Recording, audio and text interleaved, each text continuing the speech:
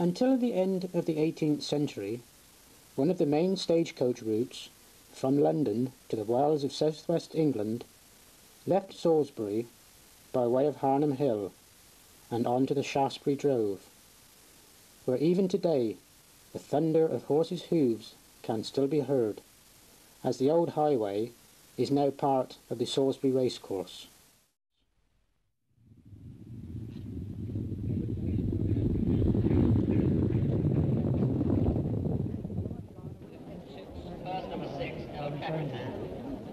Second, number 34, Cricket Bat. Third, number 37, Sabar.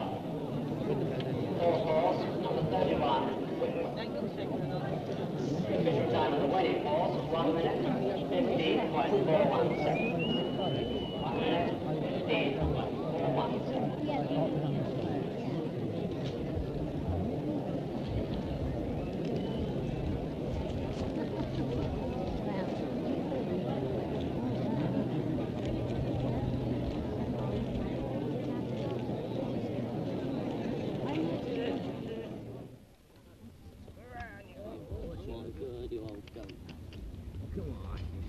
Even though it is the Grave Memorial.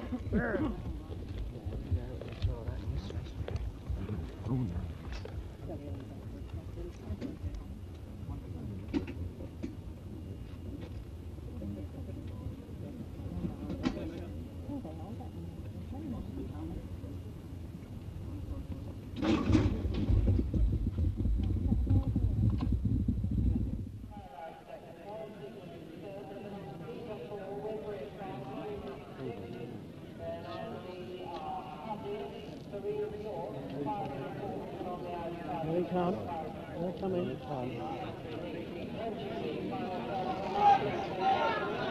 Right length.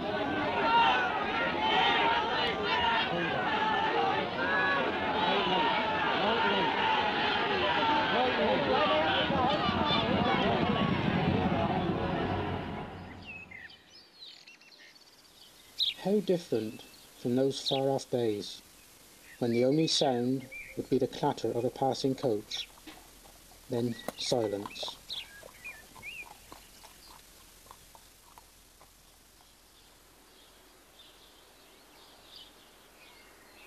The first 8 miles of the Herrepath was marked by trees planted at the appropriate distance.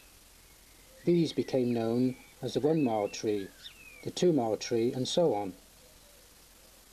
Further along, when the milestones took over, they only said how far it was from Hyde Park Corner, as no one knew what lay ahead.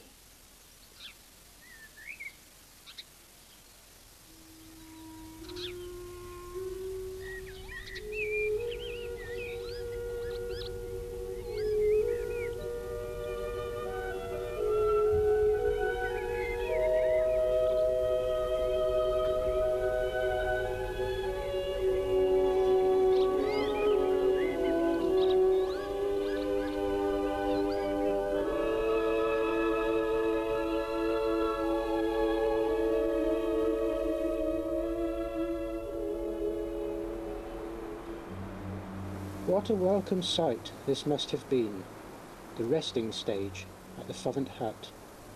Here now stands a grey, 2-storey house, open to all the wind and storms that sweep down from Salisbury Plain. The locals from the village below used to come here to stand and stare at the strangers from London, with their pale faces, refined clothes and powdered wigs. On across Swallowcliff Down and Middle Down, to the trees standing high on Anstey Hill.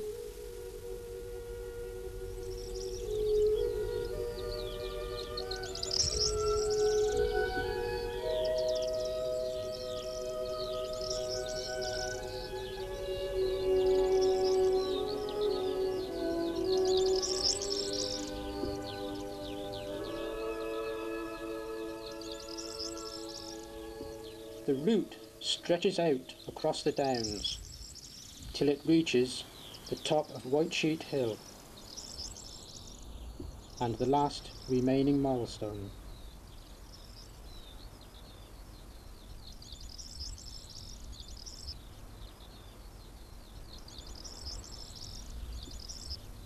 Then came the treacherous descent of the hill, which could take many hours if the chalk pathway was wet and slippery.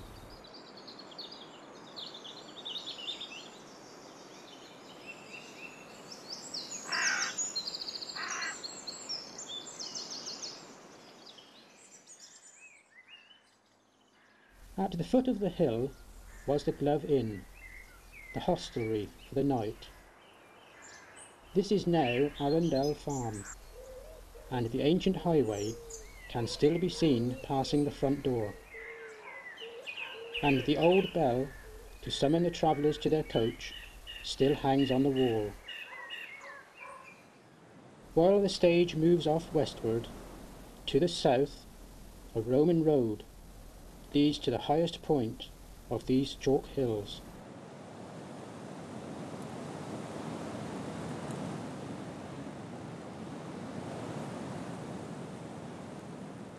Whin Green, with its crown of beech trees, caught in winter's grip.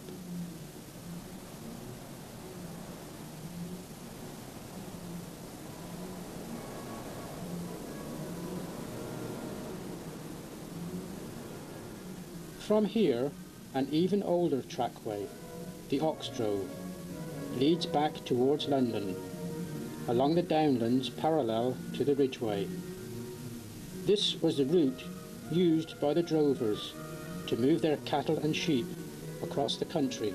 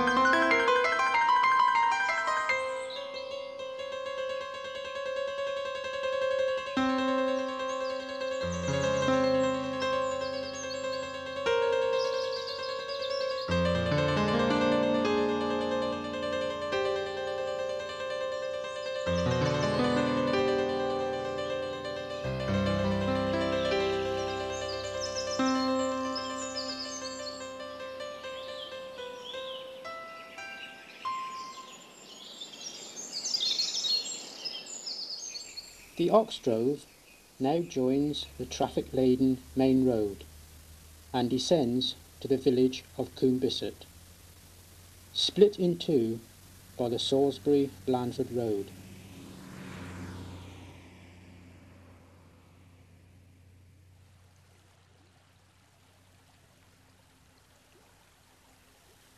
We have now completed a full circuit of the old highways that encompass these chalk downs. But what secrets lie in the valley beneath these rolling hills? A valley that man seems to have passed by in his endeavour to get to other places faster and noisier than ever before, where still on any village green the summer sound of bat and ball, and a winter mist seen from the hilltop seems to veil this valley in secrecy. As the sun filters through, it illuminates a distant clock tower and lights up the old cottages of a tiny hamlet in this sleepy, tranquil valley. The mists of morning still lie thick, but already a pre-dawn glow gives new life to a dying elm, in a valley that has truly remained a part of old England.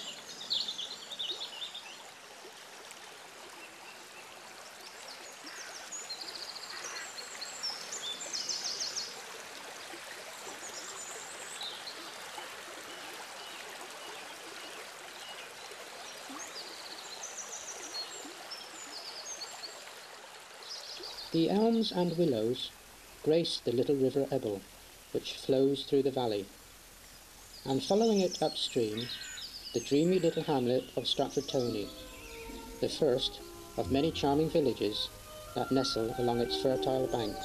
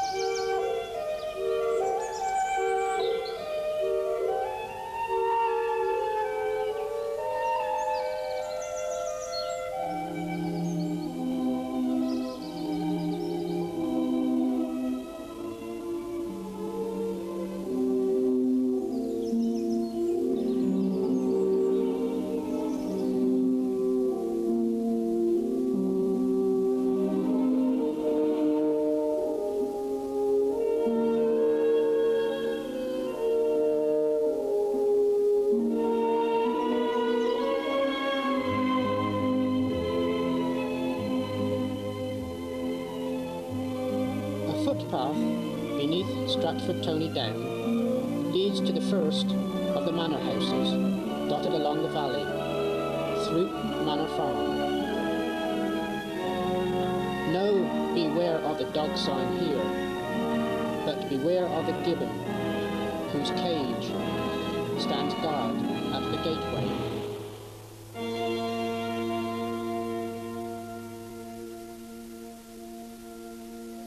Through an old orchard and into the parish of Bishopstone.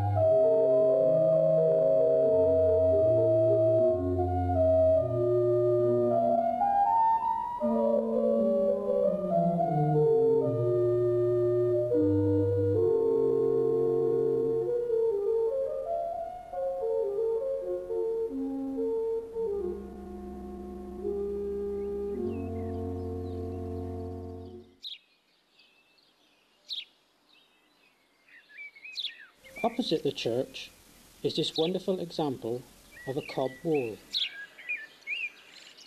Being very suspect to the elements, it must keep its head and feet dry. Hence the thatched roof and flint stone base.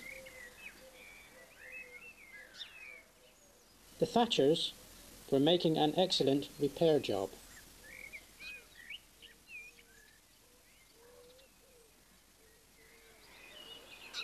The village used to be situated around the church until the plague was brought to the area. The surviving inhabitants burnt their cottages and moved further west, leaving nature to cover the remains of the old village.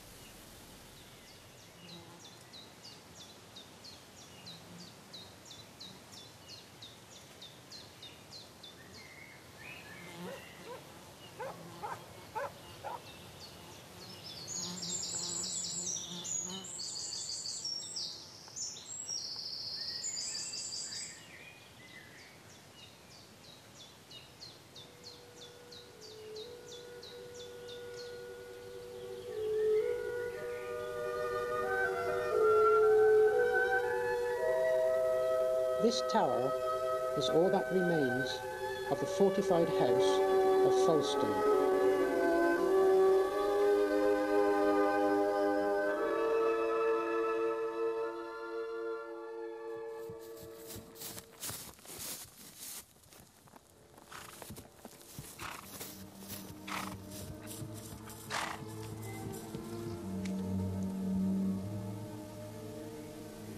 The 200-year-old shop and post office used to be a bakery,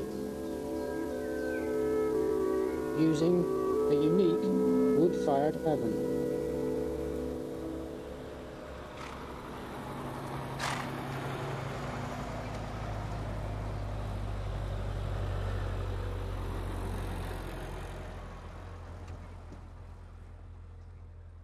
From Bishopston, the valley widens.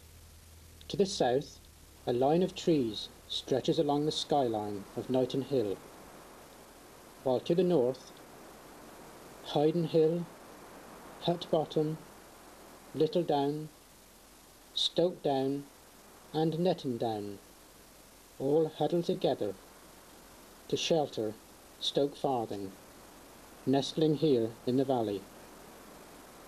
What lovely sounding names these are.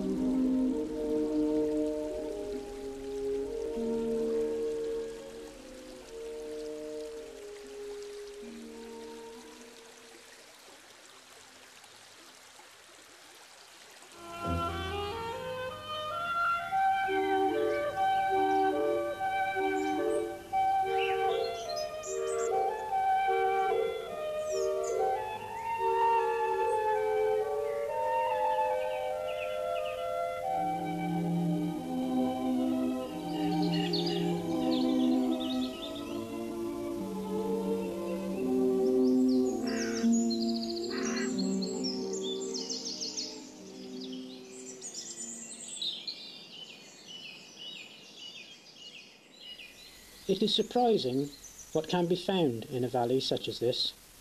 An old horse-driven milk float lies hidden away behind some farm buildings.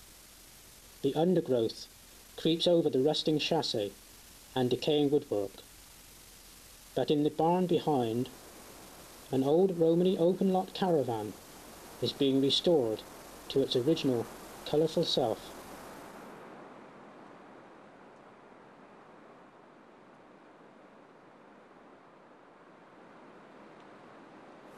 The traditional designs have been handed down by generations of travelling people.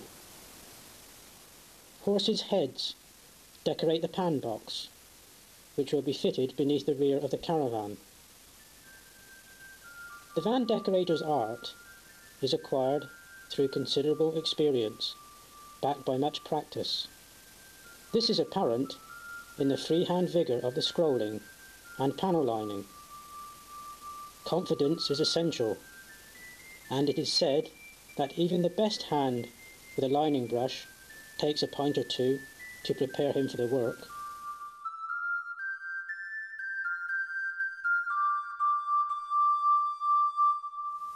The inside of an open lot is decorated with flower motifs. The little bay window above the bed is a fairly recent innovation. It gives somewhere to put that early morning cup of tea. The ceiling is lined with a printed fabric, usually flowers, on a light background. According to their purse, most Romanys insisted on gold, and for gold leaf there is no substitute. A gold paint has not yet been invented that out of doors doesn't tarnish to a dull brown within a few weeks.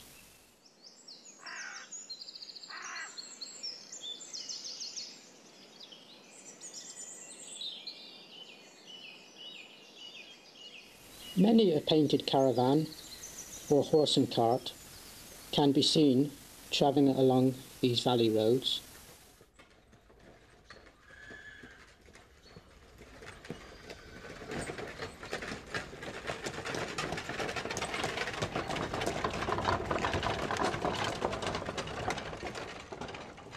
The centre and heart of the valley is Broadchalk.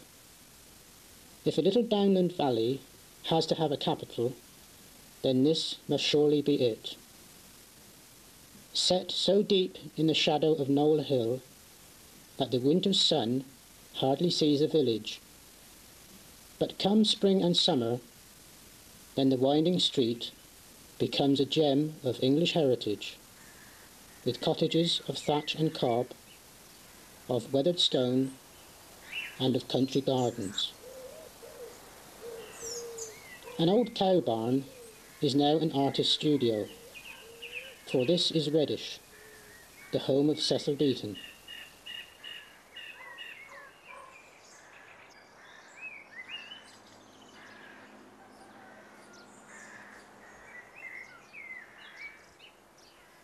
A beautiful 17th century house with landscaped gardens that reach up the hillside behind and down to the chalk stream in front.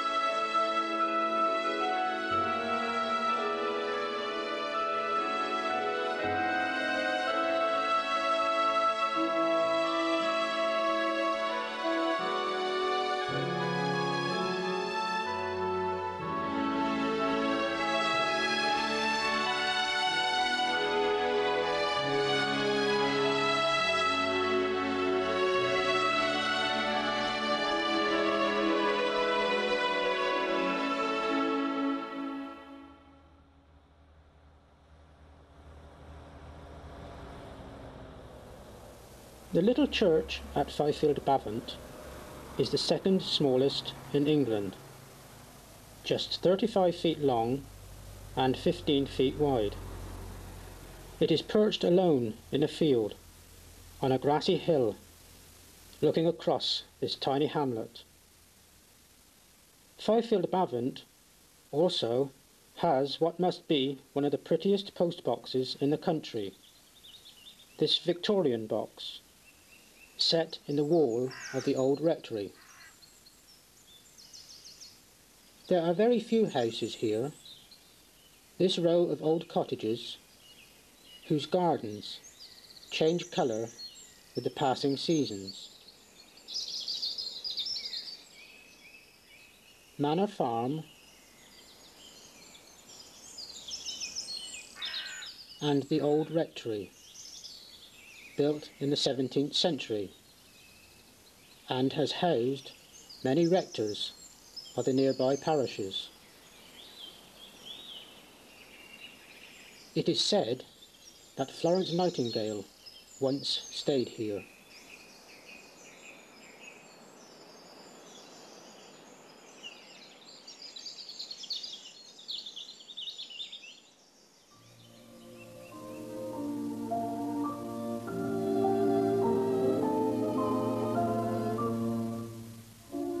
Across the meadows, dappled with the gold of buttercups, to the banks of Marleycombe Hill, covered in a carpet of wild flowers.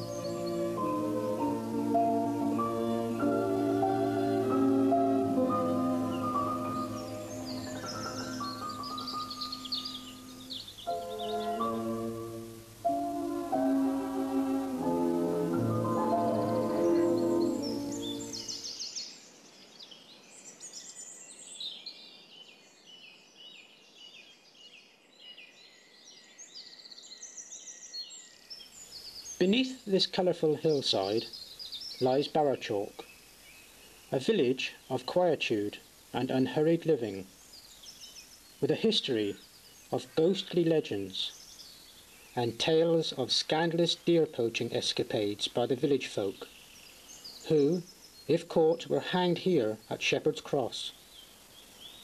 Barrowchalk has the story of an old lady who saved her family by sitting on a pot of cooking venison when the keepers unexpectedly called at her cottage. Gold is said to be buried near Apple Spill Bridge, and an old man with money bags chinking has followed anyone who ventures past this place at a certain hour of the night.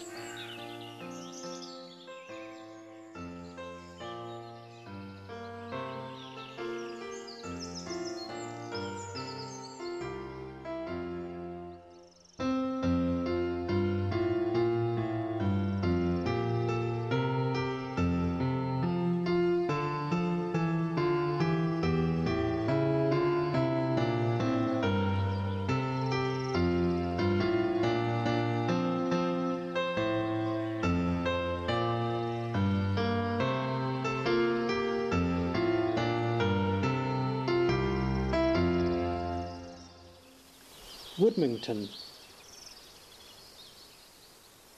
the last hamlet on this side of the valley.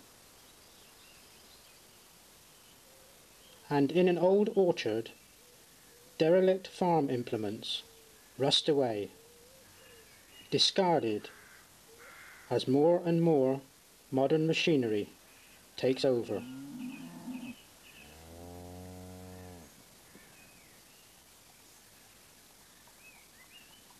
And although the horse is hardly ever used now on the farm, it still plays an important part of valley life. So what better way to enjoy a beautiful winter's day on Woodmington Down?